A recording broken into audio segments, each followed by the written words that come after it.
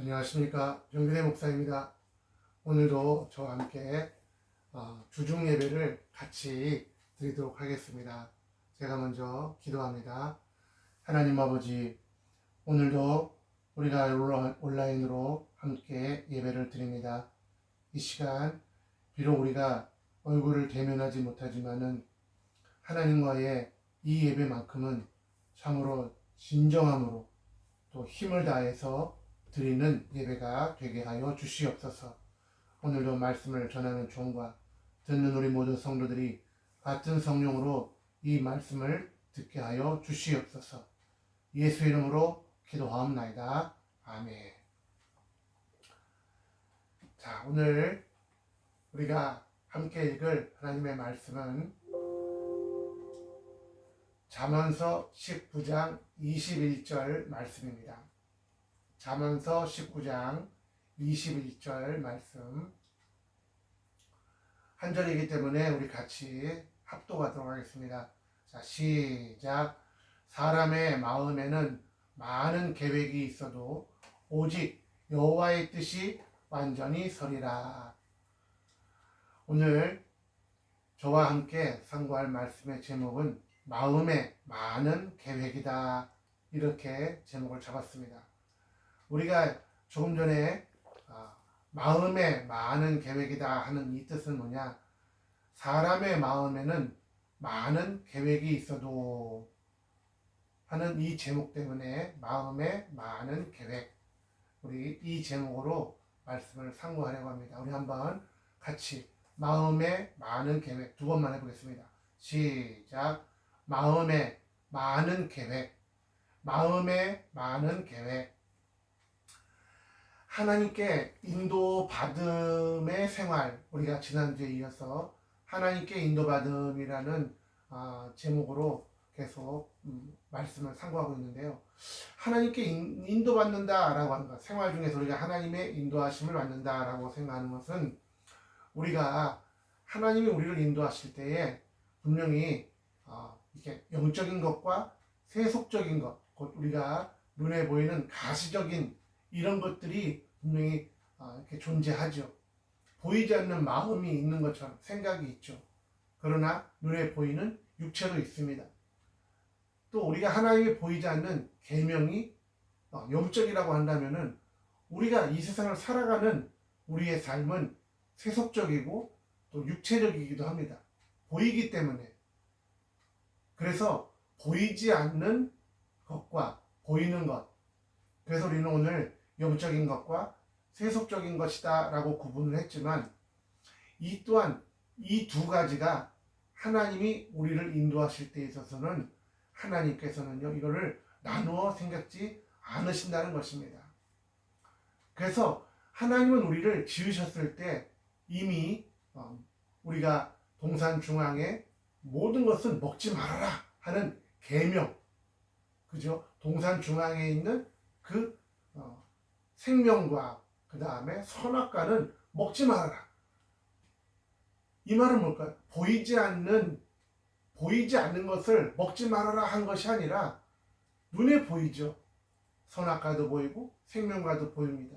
그리고 먹을 수 있는 동산의 모든 먹을 수 있는 것들도 눈에 보이죠. 그러나 눈에 보인다고 해가지고 모든 것들이 다 가하지 않았어요. 왜요? 거기에는 하나님의 바로 말씀, 계명이 있었죠.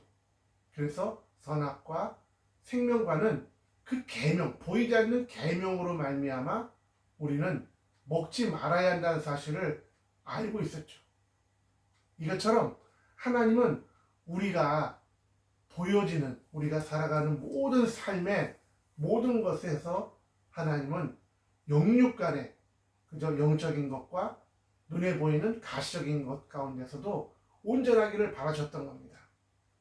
그래서 때로는 우리가 영적인 것처럼 보이는 일들도 세상적인 것처럼 보이고, 그죠? 가시적으로 보이기도 하고, 또 비영적인 방법을 통해서도 되어질 수가 있습니다. 하나님이 영적이라고 해가지고 우리가 보지 못하고 우리가 살아갈 수 없는 그런 세상에서 보이지 않는 비가시적인 것들을 통해서 하나님이 역사하시는 것이 아니라 눈에 보이는, 그래서 때로는 뭐예요? 외관상 일상적이고 비영적인 것처럼 보이는 어떤 일들, 사람, 날씨, 환경, 이런 것들을 하나님은 통해서 하나님이 인도하시는, 복을 주시고 인도하시는 그런 하나님의 역사를 우리는 볼 수가 있게 됩니다.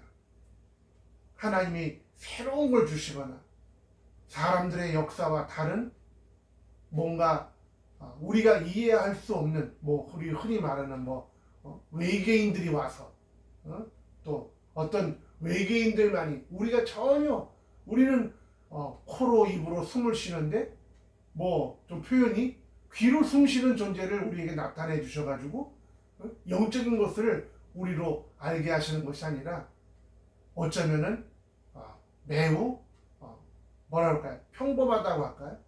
아니면은 우리가 살아가면서 느끼는 이건 별일 아닌데, 이건 내가 옛날에 봤던 것인데, 이건 난 이미 알고 있던 일이야 라고 굉장히 단순하고 또 굉장히 평범한 일들을 통해서 하나님은 말씀도 하시고 역사도 하신다는 겁니다. 그래서 오늘 영적인 것처럼 보이지만 세상적이기도, 또 세상적인 것 같지만은 하나님이 아주 영적으로 역사하시는 이런 역사가 같이 이렇게 섞여 있다는 사실입니다. 그래서 하나님의 인도하심이다, 하나님이 우리를 인도하신다라고 할 때 여러 가지 세속적인 일들, 세상에 속한 세속적인 일들과 또 실제적인 단계, 이 말은 뭘까요? 우리가 막상 살아가면서 늘상 경험하는, 가령 하나님의 인도하심으로 내가 어떤 이 주의 일을 한다, 또 내가 예수를 믿는다, 또 하나님이 기뻐하는 영적인 일을 한다라고 우리가 가정해 보겠습니다. 그런데 우리가 이런 세상 속에서 하나님의 일을 하자는 것이지 무슨 외계로 가서 특별한 장소에 가서 하자는 것이 아니라 하나님의 뜻이 오늘 저와 여러분이 살아가고 있는 이 삶의 현장에서 이루어지기를 하나님이 원하시는 겁니다. 그러니까 가령 우리가 복음을 전한다라고 하죠. 복음을 전하는데 내가 가령 어떤 가게로 들어갈 것인가, 어떤 사람을 만날 것인가, 또 가령 내가 어떤 은행에 들어갈 것인가, 또 어떤 음식점에 가서 식사할 것인가, 이것이 우리가 보면은 물건을 사기 위해서, 철물을 사기 위해서는 철물점에 가야 할 것이고, 음료수를 사기 위해서는 음료수를 파는 곳에 갑니다. 거기에 무슨 영적인 의미가 있느냐? 외관상 볼 때는 그저 목말라서 들어갈 수도 있고, 또 아니면 어떤 내가 저 집에 가서 뭔가 복음을 전한다, 아니면은 내 믿음의 이야기를 전해야 되겠다 할 수도 있죠. 그러나 이 모든 일이 어디서 이루어지나 이거죠. 저와 여러분이 먹고 마시고 숨쉬고 살아가고 어떤 필요, 옷을 입어야 되는 필요, 먹어야 되는 필요, 여기서 표현한 것처럼 어떤 은행에 가야 할 필요, 가게를 들어가는 필요, 이런 모든 것들이 그 현장, 굉장히 세상적이고 또 우리가 살아가는 일상적인 곳에서 우리는 하나님의 인도하심을 경험하게 됩니다. 사도행전 8장 26절에 가령 이런 얘기가 나오죠. 주의 사자가 빌립더로 일러 가로되, 우리 같이 한번 읽어보겠습니다. 시작. 주의 사자가 빌립더로 일러 가로되 일어나서 남으로 향하여 예루살렘에서 가사로 내려가는 길까지 가라 하니 그 길은 광야라. 자, 여기 보면 지금 주의 사자가 빌립을 보고 일러 가로되 일어나서 남으로 향하여 예루살렘에서 가사로 내려가는 예루살렘에, 자, 일어나서 남쪽으로 해서 예루살렘에서 가사로 내려가는 길까지 가라. 자, 그게 뭘까요? 가사까지 가라고는 굉장히 구체적인 이야기를 하셨어요. 그런데 우리가 알다시피 그 앞부분에 보면은 그 길은 뭐예요? 광야입니다. 여기서 일어나서 남으로 향하여 예루살렘에서 가사로 내려가는 길까지 가라는 것은 굉장히 구체적인 이야기를 하신 겁니다. 계명이죠. 일어나라는 거예요. 그런데 일어나서 간 그 길은 어떤 길이라고요? 바로 광야라는 것입니다. 그래서 빌립이 구스 내시를 그리스도께 돌아오게 하였을 때 빌립이 언제 여행을 해야 할지, 곧 떠나야 할지와 그가 어떤 길, 남쪽으로 예루살렘으로부터 가사에 이르는 길까지 내려가야 한다라고 정확하게 포함되어 있습니다. 여기서 우리는 세상적인 것, 세속적인 것과 영적인 것이 구분이 되죠. 자, 그 하나님의 말씀은 일어나서 남쪽으로 가라. 거기에는 하나님의 계명 때문에, 말씀 때문에 빌립이 움직이게 됩니다. 근데 움직여서 도달한 그곳은 어딘가요? 바로 광야입니다. 광야는 영적인 요소를 갖고 있지 않습니다. 그냥 그 길은 광야다. 그곳은 광야다. 그래서 본질상 영적인 것 같지 않은 것들도 포함되어 있는 겁니다. 여기서 만약에 그 광야는 뭐냐, 그걸 영적으로 이해하고 해석하려고 한다면은 대단히 어리석은 것입니다. 그냥 광야예요. 그래서 하나님이 우리를 인도하실 때에는요, 바로 남들이 볼 땐 당신 어디 가느냐라고 물어볼 때 나는 가사로 내려간다. 가사로 갑니다. 거기에는 뭐예요? 빌립을 아는 사람도 있고 모르는 사람도 있을 겁니다. 아는 사람들은 아니 왜 빌립이 지금 이곳에 교회가 부흥되어 있는데 이 사마리아 교회가 부흥하고 베드로와 요한이 그 사역을 맡겨주고 그 다음에 잘 관리하고 계속해서 사역하기를 당부하고 가셨는데 아니 왜 그곳을 가십니까? 지금 여기 교회는 어떻게 하십니까? 라고 물어볼 수도 있는 것이고 모르는 사람들은 그냥 저 사람 누구지? 그렇죠. 뭐 이름 정도 아는 사람이랑 저 빌립이라는 사람 지금 어디 가는 거야? 당신은 어디 가는 거야? 라고 질문할 때 뭐라고 그럴까요? 나 저기 가사로 가네. 그러면 물어보겠죠. 왜 가사로 가느냐고. 아마 대답이 그럴 겁니다. 믿는 사람에게 이야기하는 것처럼 하나님이 이렇게 하셔가지고 나한테 이렇게 하라고 하셨네. 그렇게 말할 수도 있겠지만은 나 일이 있어서 굉장히 평범하고 그러면 사람들 들을 때 무슨 일이 있나 보다. 평범하죠. 아무런 특별한 의미가 없어 보입니다. 그냥 가사로 가는 거예요. 뭐 오늘 무슨 일이 있나 보지. 뭐 그곳에 무슨 어떤 일 때문에 자기 용무 때문에 가나 보지. 그러나 여러분 빌립은 자기 용무 때문에 내려가고 있는 것이 아닙니다.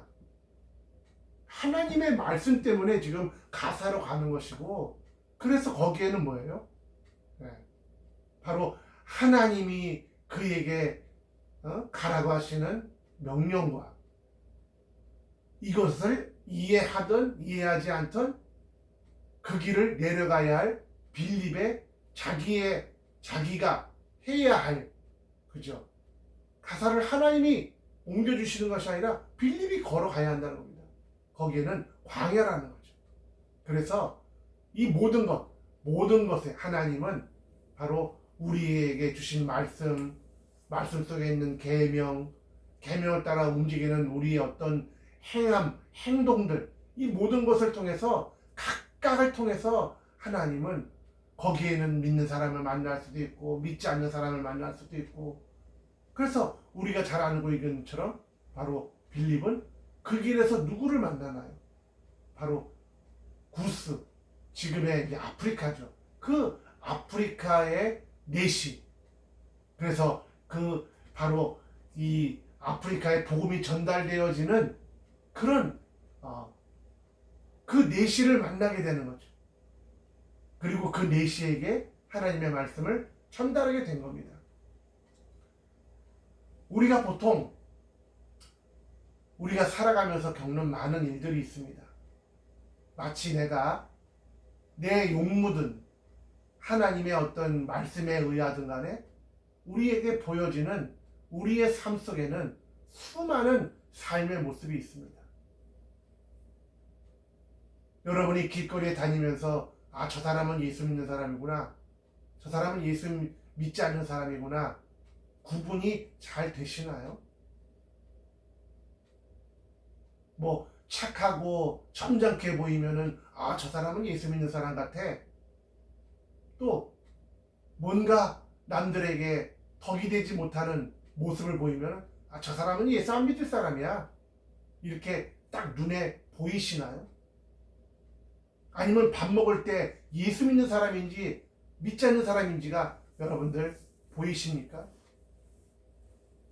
어쩌면은 이런 것은 보이지 않죠. 아주 작은 부분들이 저 사람 예수 믿는 사람 같다 보일 수도 있겠죠. 하지만 우리는 그저 세상에 속해 있는, 그래서 여기 표현대로 기계가 망가지면은 그 기계를 수리해 줄 뭐예요? 엔지니어. 중요한 정보를 다루는 무슨 정보 관리하는 사람들. 또 운전하는 어떤 버스 기사, 택시 기사, 자가용을 몰고 가는 사람. 이렇게 우리 눈에는 각각의 우리 삶의 영적인 아니면 비영적인 구분할 수 없는 그저 세속적인 모습들만이 우리 눈에 가장 먼저 와닿는다는 겁니다. 하지만 우리가 살아가는 우리 삶 속에 어떤 일이 있나요? 크고 작은 일들이 있다는 거죠. 무심결에 지나갈 수 있는 일들, 때로는 남들은 전혀 모르지만 나만 고민하고 나만 생각하고 또 나 혼자만이 어떤 그 일을 이루기 위해서 바삐 걸음을 걸을 수도 있고 생각을 할 수도 있고, 그래서 크고 작은 일들이 우리 삶에 일어나고 있습니다. 그런데 하나님은 각각의 모든 사람들의 이런 삶의 요소 가운데 하나님은 우리를 인도하고 계시는 겁니다.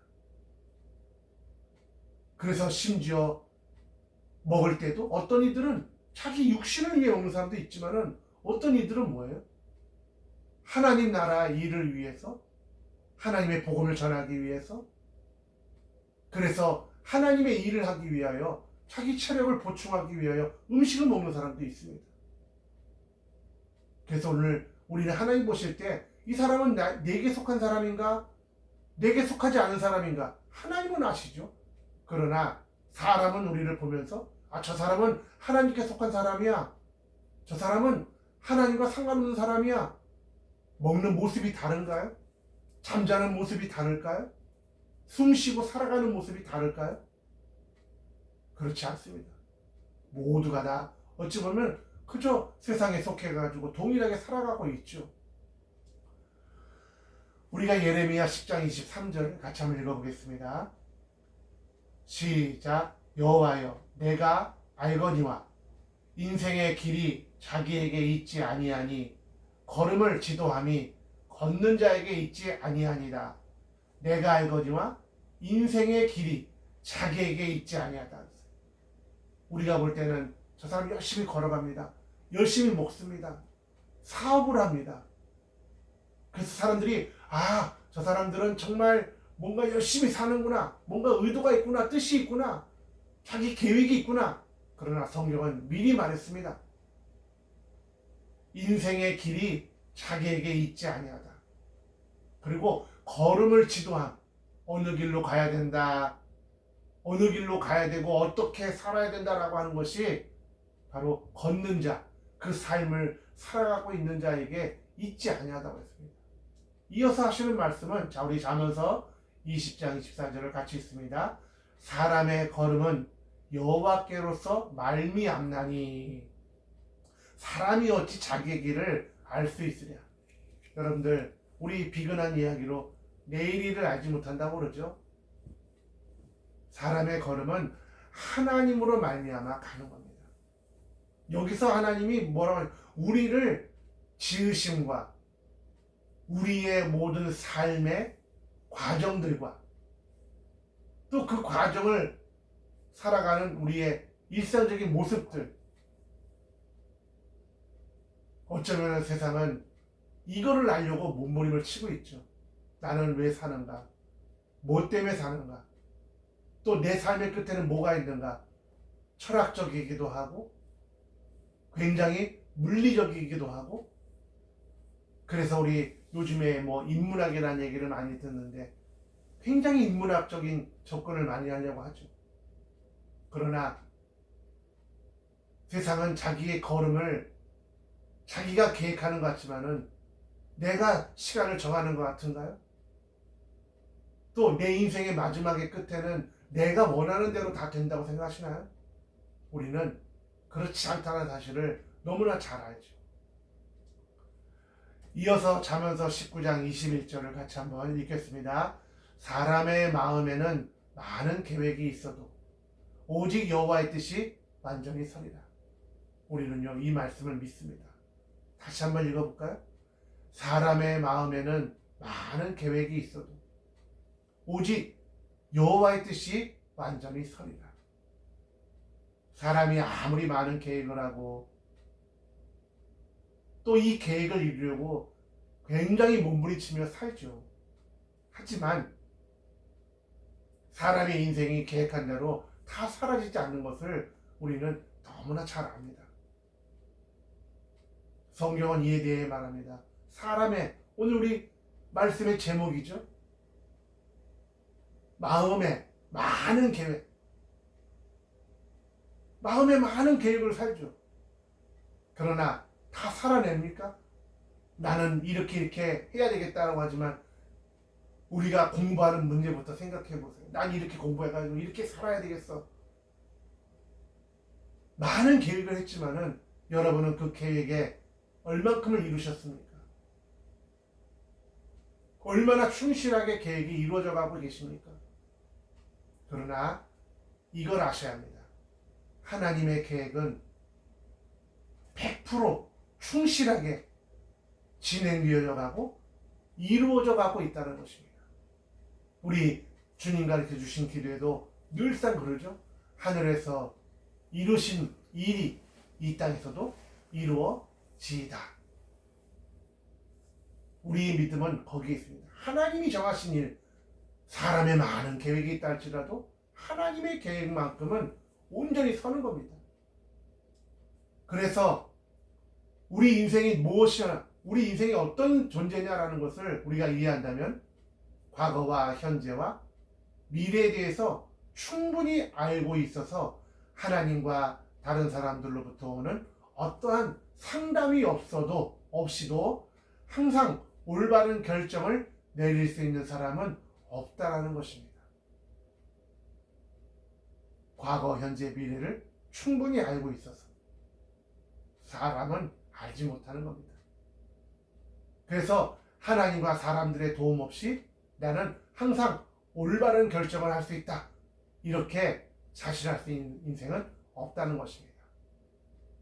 이걸 안다면 우리는 하나님 앞에서도 정말 사소하게 보이는 것들에서도 인도하심을 받아야 할 필요가 있는 존재입니다.